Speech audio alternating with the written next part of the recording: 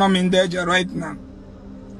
And I'm in danger because my elder brother, Bolomketa, with Nambia. So, Sinando non government here. Near Jelberia no Maya. When I bata, I wait there and easy. You know, so because my elder brother and a log, a chemist, Onele chemist, Nenugu. On my shop, Ebon as a chemist. So, name Mezi, Abia, and the gang or the tax force, so or had you got a job when I had bata. Some tax force, Ejide, and I go. So, do the intimidation in a habak, which is na Jebayana Army Committee. So under me ID card. You know, Oga Bono we go intimidation be anesi. You go see ID card. You work influence na on Army Committee rapia. When they look why he my elder brother that so he normal chemist on as on the madondo. So all the Koji ID card na but we Abia State. We na batando non government we defa. So those boys are bomb na phone. It's the number my brother. Fabalilum Fabalolumumba fa koro kwanono ni ebi we habo na my brother bo informatic on alo. No my brother me nda mi jagbobu shiri Ndi Igbo. So akwa golum ha kan na kowa onye isi ya we cut out the phone. Banyo phone.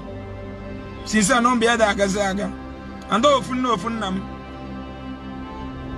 Often nam call. So young Jamel Vida Biko. Konya knows ya. Mando non go man. Maumuna in Ndi Igbo. Innocent Ezeaku. See my habata. And when informer trouble on alo. On our bambo kiboy see them man. On a yellow Yokamaka ID card doji protect we are from intimidation. And whenever my brother dear to Aka Sisi Polonia Omenu be here, and where do they fire? On a deal we are busy. So biko can na yodo do Ndi Igbo biko raponia. Ihe on a guno de fake ofun nam.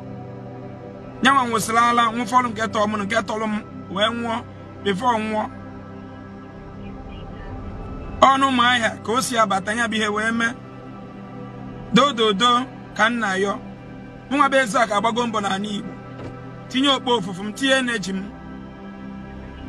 Tinyegum, keyboardim. You know? So, biko can na yo. Onye abu nwanne nwoke ebe obu na eji ya n'Ụmụahịa road. Obu informant obuna. Oda na ebe na eme ihe ọjọọ. Oda na ebe na emegide mmadụ. Nwunye ya dị eme ọmụmụ, nwunye ya nwere ike ịmụ nwa tata ma echi. Nwunye ya dị eme ọmụmụ. Also we preach against intimidation. Ndị ụka na-eme anyị na brainwash anyị otu am sikwa eti mkpu ya. Hetago onwa Chineke ka ọwụ nwa Chukwu okike abịa maka ọwụ. My brother dey ezuori ogbunuho mmadụ nwunye aka mụrụ nwa last year ọkwa religion gburu ụdọkpari ya first nwa na amụ nwanne m nwoke ataga afọ ọ gba abọ 6 years na muko obosi ọwa ọkụlụ ọbịakwa gba abọ na 96 years aka satụrụ ya ọfụrụ ọnụ nwanyị nwunye ya mụọ nwa isi kama ya ekuru nwa jebe ụlọ ọgwụ emewe ihe pastọ nwatakịrị nwa nwunye adịkwa imegide nwunye ya mụọ nwa taa ọmụ ya echi ma nwanne echi. So bika aka ọ bụ na ji nwanne nwoke Innocent Ezeaku rapia nọbụla ajọ mmadụ. ID card oji bụ ihe oje protect onwe from intimidation and ụda ahịa ọ na-azụ maka ụfọdụ na-abụrụ ma ndị police. I don't go against the police.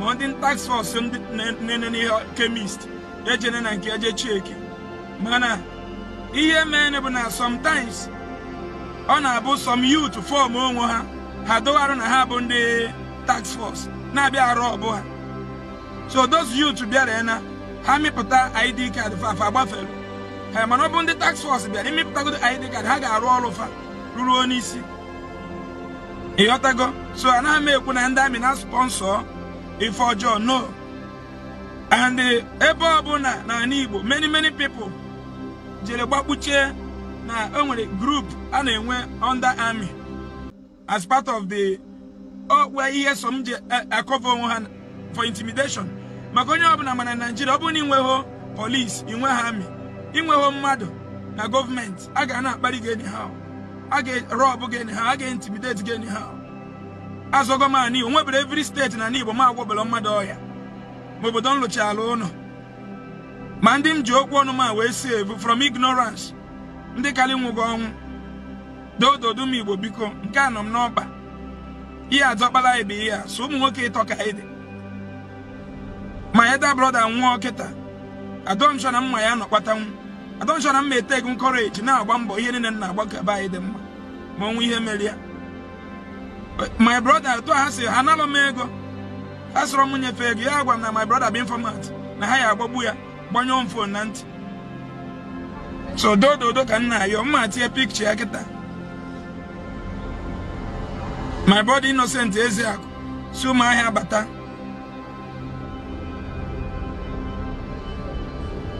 biko silapịa n'aka ya dị ọcha biko dododo ka nna ayọ ụmụnne anyị niile ma ndị n'obodo oyibo ndị n'ọba anyị onye marịkọ ya esi nye aka gbawa mbọ ka harapụ my brother biko fakpọm na phone si na fabụ ndị unknown gọọmenti o nwere ihe ọbụla ha demand from me si ya gwara m bụ na nwanne m nwoke na-enye informant na ha ga-egbu ya na ha ga-agbagbu ya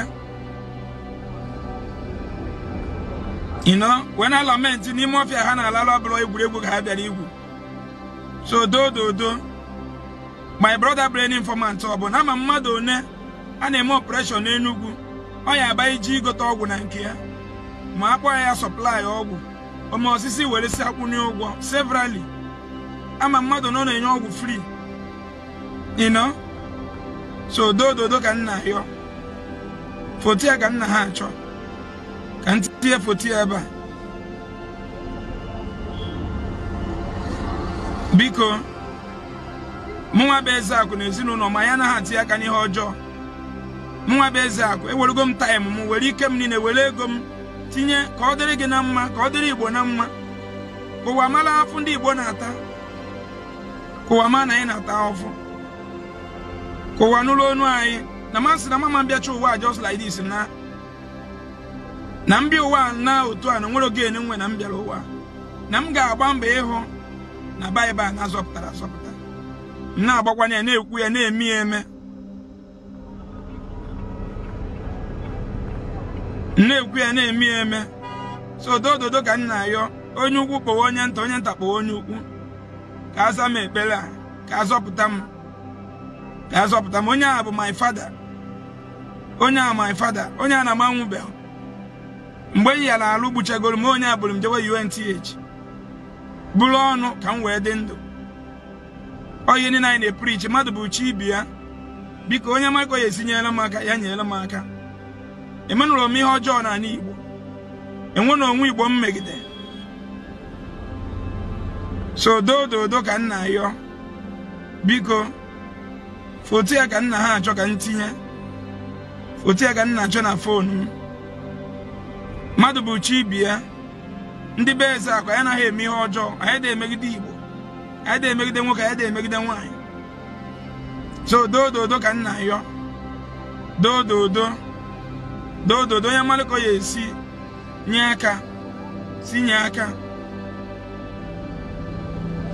ma eda brother anaghị arụ informant ọbụla nwere ụgwọ a na-akwụ ya ka ọ rụwa informant nwere onye ọ na-anala ego ọ na-agbala onwe ya mbọ anyị na-agba mbọ ọ na-amụ ụlọ kịta anwụrụ m iyi na nwere ya eme ka nnalụ bribe ree nwa afọ Igbo ya mere ọ ya bụ mpụta ngwa gị si gị jee ụlọ ọgwụ m iyi alụ na enweghị Jizọs na-agwọ ya ọbụla na manogo na health for over 8 years n'ihi arụ ije hụ n'ọgwụ na ị ga-anwụnụ anya na ihe niile ndị pastọ na reverend fada na-abịa pụtasị gị na Jizọs agwụ na wayo tipikal wayo ana ụfọdụ n'ime ụnụ kpọchiri ntị sọ mbọsọ ga-eribido gị mbọsọ ya ahụ ga-abịa ọ tụrụ ya na gị ozugbo ị ga-ekpe ekpere n'ukpe ana efu na otu ntutu dị gị n'isi dị ka ọ ya dị ntutu gị too ije dresị gị ma kpụọ gị kansa too gị n'ala a ga-agwụ ya agwọ ịgwọ ọhịa ị ga-anwụnụ anya onye homidesiv bụ unu natabu na ego ana m agbasi mbọ ike na-achụsi ego n'ike aka nke m were ego m nna-ata afọ enweta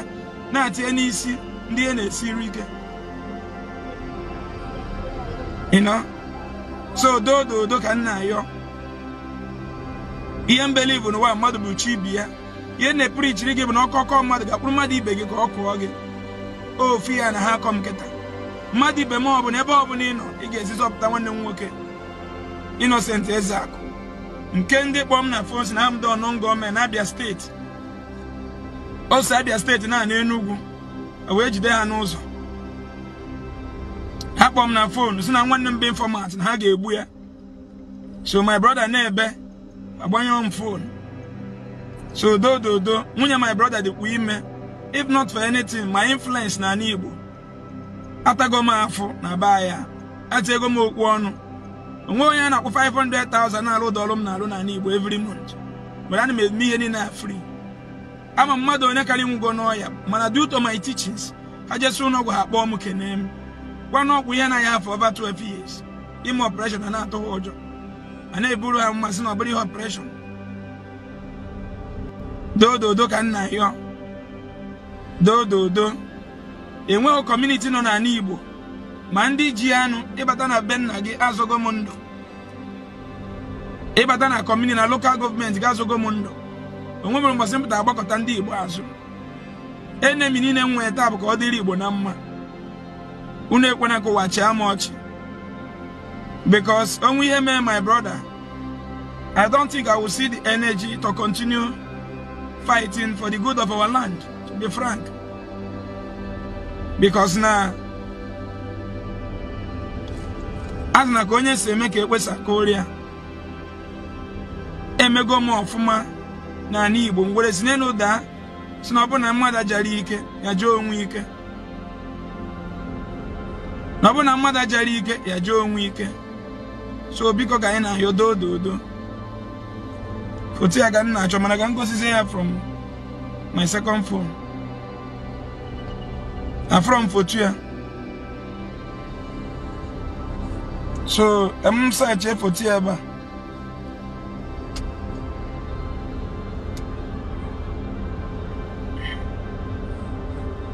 Na foto ya ba. So biko na enu ya foto ya. My other brother Innocent Ezeaku Innocent nekwo mas friend ya na Facebook funa nwanne nwoke ka ihe foto ya dodo biko ka nna yo ka nwanne m ka release ya m nwanne m ka ọ na-aba